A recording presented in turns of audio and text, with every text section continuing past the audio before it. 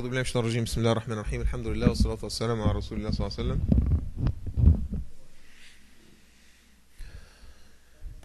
All right, let's bring those notes out, the papers and pencils, or iPads and styluses.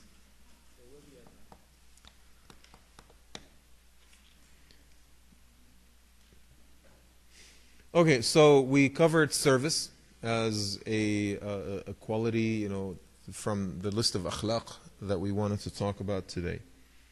And I think we had a good discussion about it. Inshallah, we're going to talk about the second one, which again is not really often covered. I mean, out of all imams, I think in America, probably Imam Suhaib talked about it a little bit.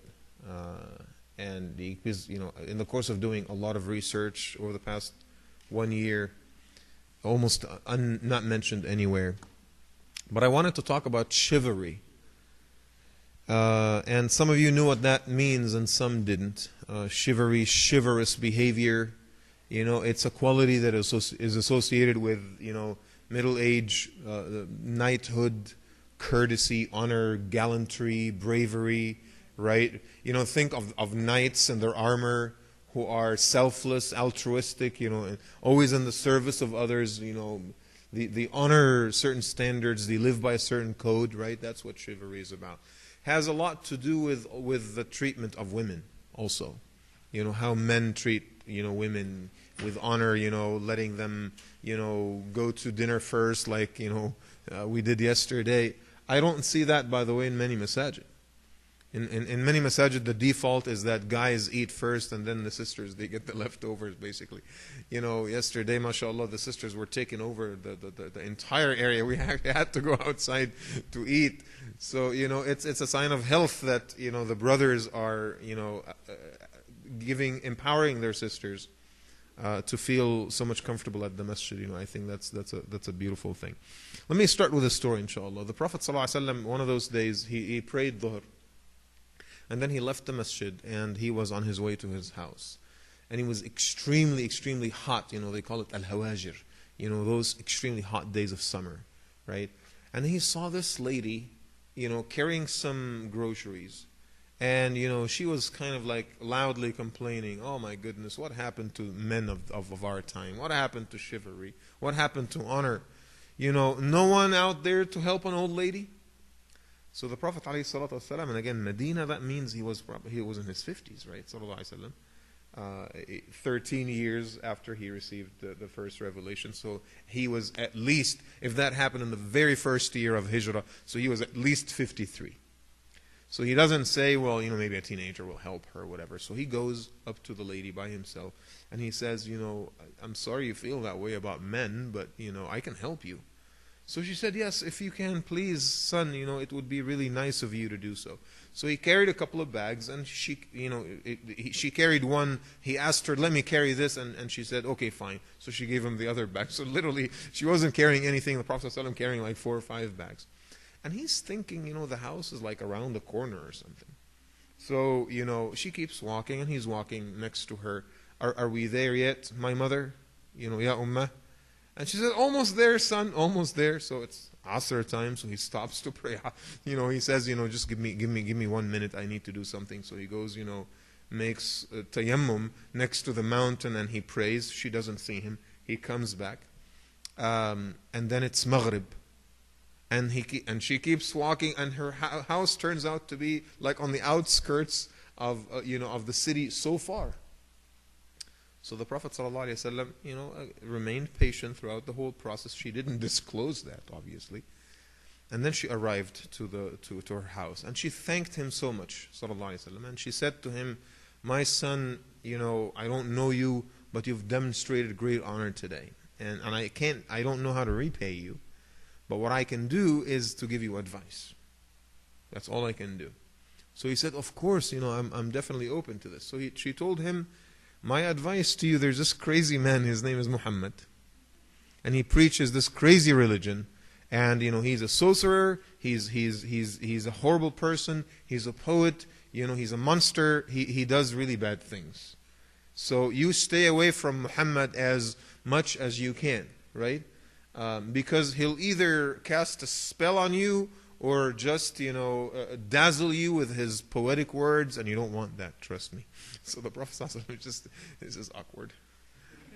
What am I going to say to this woman now? So he has a smile on his face, and he says, so mother, do you know Muhammad personally? Have you met him before? She said, no, but I heard from trusted people that he's really, really bad. So he tells her, okay, so if I told you that I am Muhammad, would you be shocked? And she said, oh, nice try, that's a funny joke. No, I'm serious. I am Muhammad.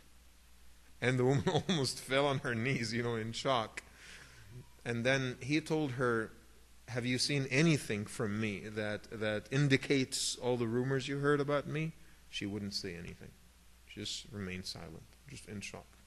So he said, okay, I'm going to leave this stuff over here. I hope, you have everything you need. And he said, Salaam alaikum, and left. In the morning, the woman came to his house, sallallahu alaihi wasallam, and she said, what you did yesterday can never be the character of a dishonorable man. All the stuff I heard, this is impossible. And remember, the Prophet ﷺ did not talk to her about Islam, didn't make da'wah, didn't say, hey, by the way, I am Muhammad, and I'm good, I'm good Muslim. I like to volunteer and help old women carry their stuff. It was natural, because sometimes that drives our mentality too. We do it, but we kind of rub it in people's noses because, Islam needs to take credit for it. The masjid needs to take credit. I need to take credit as a Muslim, right? It was just natural. The idea of service was natural to him, alayhi salatu wasalam. He didn't care, didn't ask. A woman needs help, he just helped her. Didn't even talk to her about Islam, he just walked away. It was her that brought it up. So she comes back the following day and she takes her shahada because his actions spoke louder than words. But it is not the Prophet's great character and how he inspired the woman that I want to focus on. I want to focus on the drive that made him go out of his way and literally spend a half a day helping her, because that could have never been driven by anything than chivalry. The honor of knowing that there are certain standards, there's certain dignity about me that I need to protect. Right? Sometimes we're bound by halal and haram, which is important. But chivalry suggests and indicates that the territory that you need to protect is much wider than halal and haram. The companions used to refrain from things that are permissible just because they might be dishonorable. They might be dishonorable. And the Quran talks about this, يَحْسَبُهُمُ الْجَاهِلُ أَغْنِيَاءَ مِنَ التَّعَفُّفِ. There were such companions that are so poor, but out of dignity, they would not ever ask for money. Right? And the Quran says, you see them, you think they're rich because, they have this ta'affuf, they refrain. They refrain from asking because they would like to protect their honor. And this, character of chivalry is really what I want to cover in the next few minutes, inshallah ta'ala, and possibly start a discussion about it. The way we treat women in the community is not the way of the Prophet ﷺ. Everyone knows that. But I would like to also throw into the mix, the notion that it is not honorable either. It is not chivalrous. Where, Uthman ibn Talha, I talked about him in the earlier story. He would spend 3 days walking her. She rides his camel, and he walks next to her all the way to Medina out of the honor of chivalry. I'm a man, I need to protect this woman. Right? We don't see that behavior anymore. The Arabs would never, the idea of hitting a woman, for example, would never occur to them. Even in battle, even if she is with the enemy and she draws a sword, the idea that you would exchange, a sword fight with a woman was unthinkable for the Arabs. Because she's a woman, I need to do what I can to protect her, to honor her, right? To ensure that her dignity is protected, not fight her. Compare that with people, Muslims today, who use Quranic verses to justify using violence against their wives, for instance. Not only that it's un-Islamic, it is dishonorable. It is just so far from chivalry. And that is the character of people who are only bound by what they think is halal and haram. They are bound to make mistakes. But people who give themselves, a buffer zone things that, even if they're permissible, I don't care. I'm just not going to do it. It's a choice I make, because what I do has to be enveloped with honor. That sense of honor doesn't exist anymore. So you find, for example, people asking, is it okay to sell alcohol at my store? So we tell them, well, the Prophet ﷺ was clear. You can't deal with alcohol in any shape or form. You can't store it, you can't serve it, you can't buy it or sell it. Not only that you can't drink it, there's like 7 other things you can't do with it. So they say, well, even if I sell it to non-Muslims? So I said, number one, how would you be able to verify that they're non-Muslims? And even if you could, and he said, no, I could, I can ask them. So I would say, are you going to ask your customers whether they're Muslim or not every time they come for vodka? So they say, yeah, I'll ask him. I want to do the right thing. So I was like, okay, first of all, you're not supposed to sell it to Muslim or otherwise. It's haram either way. But even if it wasn't, do you think that your job as a Muslim in the community is to make that community better or spread filth that destroys families and causes accidents and divorce and just horrible domestic abuse? Is that really like you think this would be a good thing? So even if it was halal, it would still be dishonorable for you to sell alcohol. You see what I'm trying to say? Now, one of the stories that I want to share with you quickly, inshallah, is also about chivalry, about the honor. Part of chivalry is the idea of keeping your promises. When you make a promise, it is the Arabs would say it is manly, ar-rujula. It is being a true man when you honor your promise. In the Arab world by today, when a woman does something really amazing and dignified and honorable, they say this woman is a true man. But it's a cultural thing. It's a cultural thing in the language of the Arab. She's a true man. She's like a true man. She's, not man as in masculine, but man as in honorable, as in dignified, as in chivalrous, right? Because this is a quality that is shared by both men and women. But historically, it was expected more of men, right? Chivalry, knighthood was always expected more of men. But today, it could be demonstrated by both genders. Now, the Prophet ﷺ in this story, Hudhayfa ibn al-Yaman, one of the very close companions of the Prophet ﷺ. So Hudhayfa was still in Mecca when the Battle of Badr was about to happen. So he is traveling back to Medina, and he was intercepted by some people from Quraysh. So they basically told him, who are you? I'm this person and that person. They put him under arrest. So he said, please, I need to go back to my kids and my family and so forth. So they said, okay, we're going to let you go. But you have to make a promise that you will not fight. If Muhammad mobilized his troops against us, you won't fight. And they took his word for it. Yeah, sure. I won't fight you guys. If the Prophet mobilized troops against Mecca, if there's war, I'm not going to fight. And they actually took his word for it, and they let him go. This is how much Arabs honored promises, because this honor would stay in your family for generations if you make a promise and you don't fulfill it. Today, of course, we're throwing promises right and left, and we don't meet 75% of them. And we find no dishonor or lack of dignity in that anymore. Right? Inshallah, I'll see you guys at 7, okay? All right, sounds good. And then we barely make it on time. We never make it on time.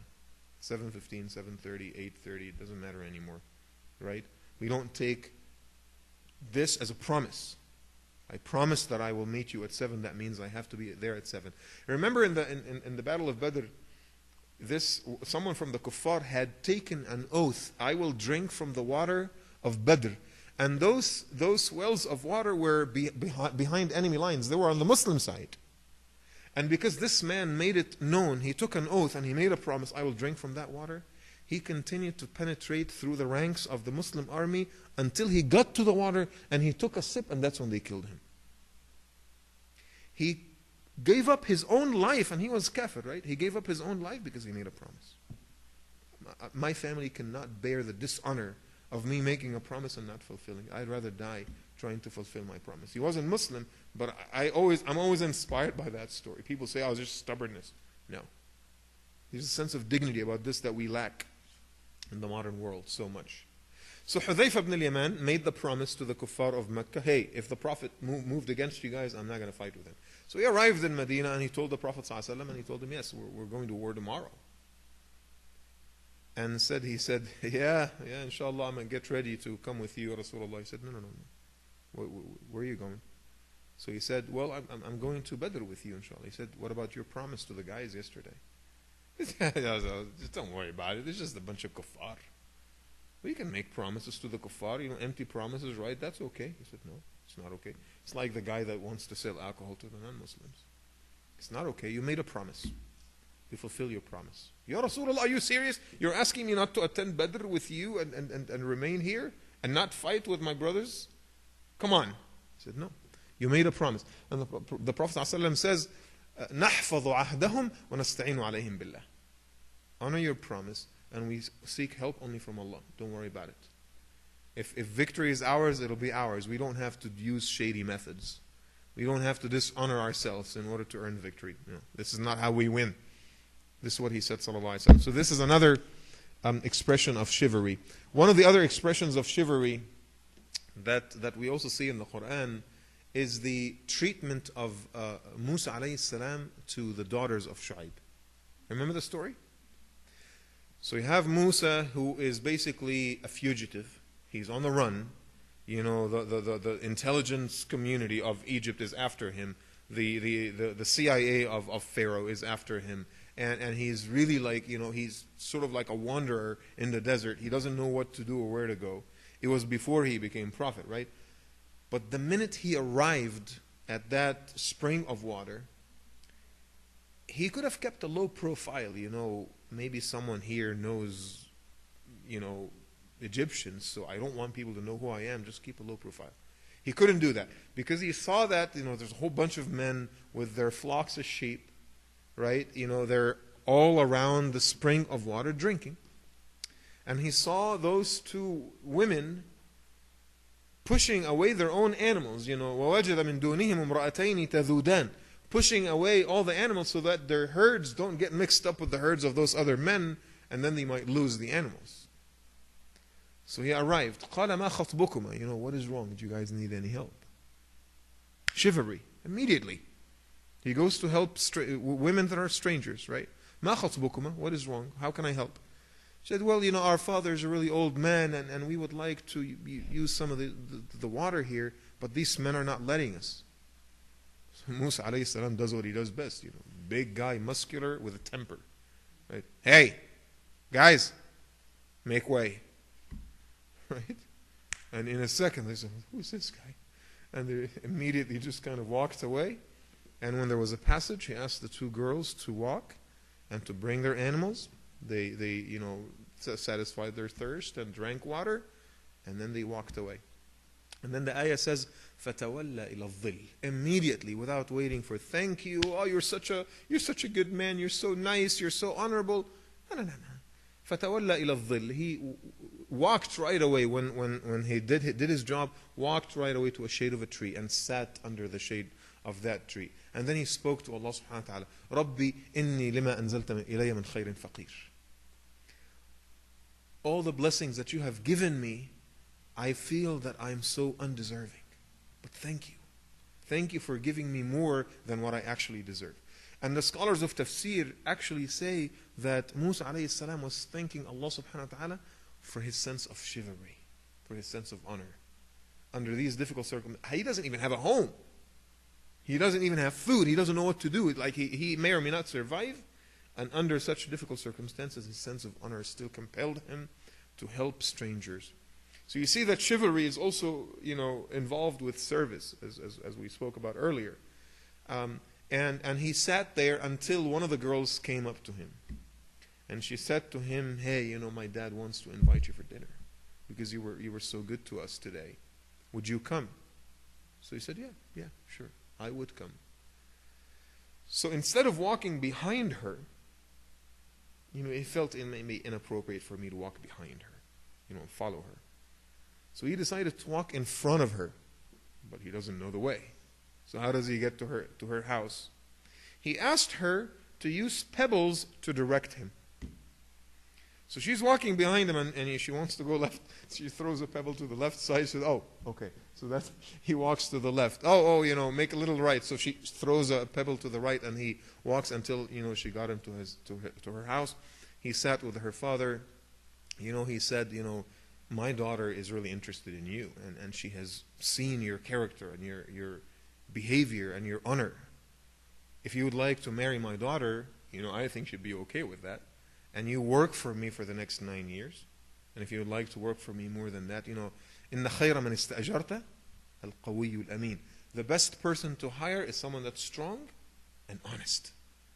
And you have both. So I would like to hire you. And from that point on, he got married and he established his family, and he received, a revelation, and he became the great prophet that he was, Musa alayhi salam, through the support of his father-in-law and his wife, radiallahu anhum jameen. So I wanted again to shed quick light on the notion of chivalry, because I feel that religiosity, as it's understood today, sometimes causes us to do dishonorable things to ourselves, to our brothers and sisters, and to women in our community, right? The whole idea, I don't know if I've ever talked to you about this last time when I came, the whole idea of casting our sisters to the worst corner of the masjid. You may not have that, mashallah, it's clean upstairs, isn't it? Right. In most masajid, the sister's side is usually the most neglected part of the masjid, right? And it's not clean, and it's not tidy, it smells horrible, right? And then they give the sisters, they throw a bone to the sisters. Hey, the sisters have the sisters committee. And the sisters committee is represented on the board, right? So they just throw a bone to the sisters, hoping that this would just satisfy them. And the way we treat sisters, I've seen people in masajid who have fought with each other and almost spilled blood in those masajid because they would like to keep that partition between men and women at the masjid. They would like to keep that partition, which was not the case at the Prophet's time, which was not the case at the time of the Khulafa, al-Rashideen and afterwards. Throughout Islamic history, that probably was never the case. So men and women, accessed the masjid from similar doors. In fact, at the Prophet's masjid in Medina, it became so crowded that the Prophet said, okay guys, would you please frame another door so that your sisters are able to enter, because it gets really crowded when everyone is entering. So the norm was that both of them enter the masjid from the same door, and they had to create an entrance to the sisters because it got really, really crowded, and some sisters complained. But we have all the stories of Abu Bakr would be giving khutbah, and a woman stops him and corrects him. Umar ibn al-Khattab would give, remember the story of Imara? When she fought with the Prophet ﷺ in the Battle of Uhud, and part of her arm was severed. Remember that story? Right? And some of you guys need to study your seerah. She fought like a beast. Our sisters in the battlefield, they can, help with medicine and food and stuff like that. That wasn't the case of the Prophet's time. They carried swords and rode horses and fought like warriors in battle. And Imara fought like, the Prophet ﷺ was so shocked from her bravery, to the extent that when she was finished and there's blood on her face and her arm is gone, and all to protect him, sallallahu alayhi wasallam. So with tears in his eyes, he told her, "Man yutiqu ma tutiqina ya Imara." Who could bear what you have been able to bear today? There's no man that could bear the level of strength you've demonstrated today. No man could ever imagine this. Now, Imara later on, she would shy a little bit because of her severed arm. So she would hide it. So Umar ibn al-Khattab, while giving the khutbah, he said in the khutbah, I heard that Imara feels ashamed because of her severed arm. And I want to say, if it's up to me, just to show support to you, Imara, I would cut my own arm. Just in solidarity with you. And there is no person here in this masjid where part of his or her body is already in Jannah, except you. Now the narrator of the story, who was also at the masjid during Jum'ah, says, فَحْمَرَّ وَجْهُ أُمُّ عِمَارَةَ خَجَلًا. Her face turned red out of shyness. So number one, she was in the masjid. Number 2, brothers could see her. Number 3, the narrator of the hadith actually looked at her. Someone, today would say, astaghfirullah, he didn't lower his gaze. The narrator of the hadith actually, why did you look at the sister? Right? Number 4, Umar ibn al-Khattab spoke to her directly, right? All in the masjid. And they could see each other. Compare that with some of the, so unchivalrous, dishonorable things that we do to our sisters today at some of the masajid. I'll give you an example. It was this masjid, without mentioning any names. They decided to organize a picnic. So it was like about 3 years ago. And so they go to this big park, up in Sacramento. And they brought their partitions with them to the park. So I was invited, and I go there, and it's like 6 partitions. Guys, this is an open park, Did you completely lose your minds? Well, it's just for the privacy of the sisters. Well, there's no privacy from the other side. What are you talking about? It's just privacy from you guys? Like, what are you suggesting? Like, we're the only monsters in the world. Like, Muslim men are everyone is just supposed to be freaked out about them. But, other people, non-Muslims, they're walking around, they're playing, doing their thing, that's okay. Because you can't have partitions and confine the sisters to like one little compartment. You can't do that. So it's a partition between the brothers and sisters. And then this happened. This is the most ironic thing. On the brothers' side, there was a little, the beach volleyball court, the sand beach volleyball court. So we're doing our thing and, just grilling the barbecue and everything. And then those bikini girls came and started playing volleyball on the brother's side.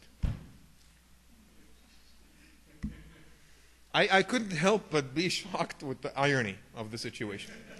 So I asked the organizer, don't you think that we need to move the partitions to that side? So he said, no, I mean, you're not supposed to be looking at them in the first place. What are you talking about? Those are our Muslim sisters. We have to protect their privacy. Those girls, they chose their lifestyle. That was his answer. See how dishonorable things have become? So I want us, inshallah ta'ala, maybe just give you guys about 5 or 10 minutes to, again, come together as a group of sisters with each other, brothers with each other, and, maybe this time we're going to meet 2 and 2. So you're going to come up with 2 acts of dishonor where we completely disregard chivalry in our community and just air that out, write it on a piece of paper. And 2 acts of chivalry that are missing and we need to see them in our community. Is that clear to everyone? Sorry? No, so I'm talking about things that we already do that are dishonorable. And we're going to point them out. And 2 things that we are not doing that we're supposed to be doing that would be honorable. Okay? So you guys come together, inshallah, brothers with each other, sisters with each other. We'll give you guys 7 minutes maybe. We'll come back, have a discussion, and finish, inshallah, before we pray Dhuhr. Jazakumullah khair.